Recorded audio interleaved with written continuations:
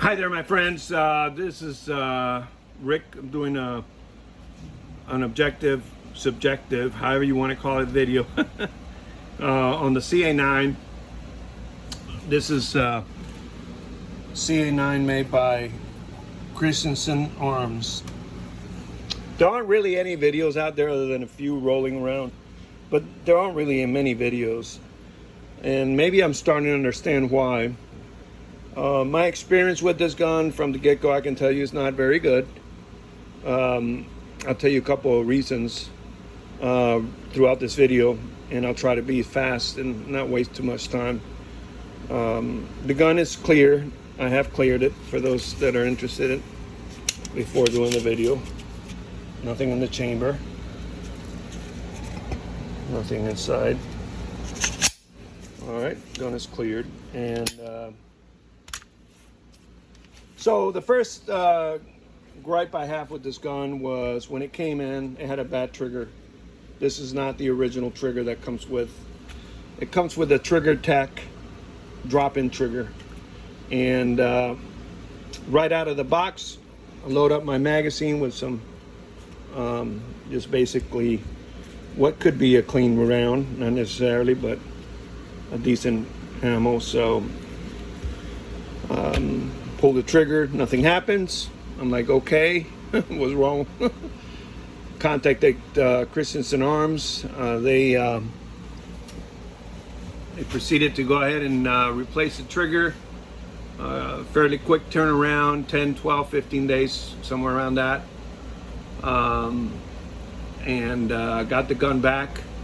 At that point, I'm one of those that if something is bad with the gun and there's something I can do something about it, I will do something about it. So particularly, you know, the trigger or what type of rounds the gun may or may not like. So the trigger, I went ahead and took out the Trigger Tech when I got it in, and I went and bought the AR gold trigger, and the Trigger Tech was not a bad trigger per se. It had little travel. It was good squeeze. It was a nice trigger, but I don't trust it at that point. This is a weapon that is supposed to be, you know, self-defense. If it don't work from the box, I mean, I just can't trust the trigger that breaks down, you know, right out of the box. So I'm done with that company, and I know this company here has extra safety mechanisms that are not built into the Trigger Tech. Well, at least I didn't read anything about that in the Trigger Tech, as these folks promote their extra safety features that are built into that drop-in trigger. The gun looks great, good finish, by the way. Nothing wrong with the finish, the look. Fit and finish is very well made, very nice, very clean. The mill work, everything. So as I get the gun back and I get ready to replace my drop-in trigger, I noticed also a screw broken in here. Unlike most AR platforms, this one had what it was like a set screw. May have to do with the safety spring. It had a little built-in spring inside of it, and had a hex head on it, you know. May put tension on this pin, not sure, but had a little spring inside of it. Gun went back another 7-10 days.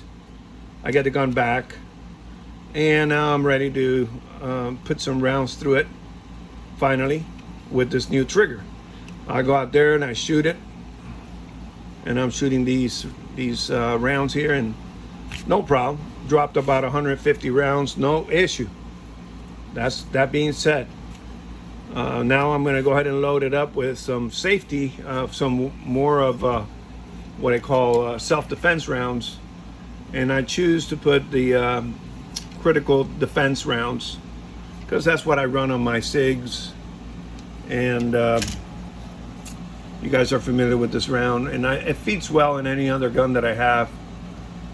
And for whatever reason, I'm sending them in and they're jamming in, sitting inside of it like this. They're not loading in, and the ramp.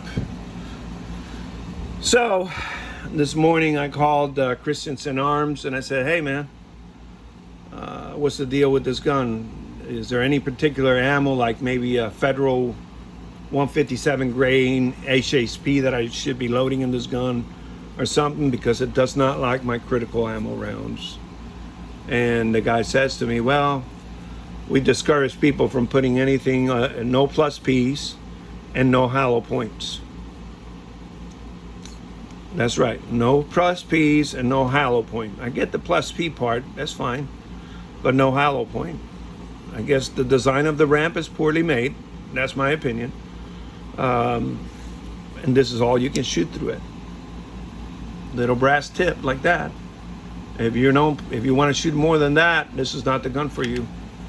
If you want to shoot a better round in 9mm, because ultimately, as you're running into 9s, you definitely want a little more, a better round, period. Let me not get into too many details. So for those looking to buy this gun, I think I spent a lot of money for it and I'm not happy with it. Gonna get rid of it for that one reason alone, the type of ammo that it feeds.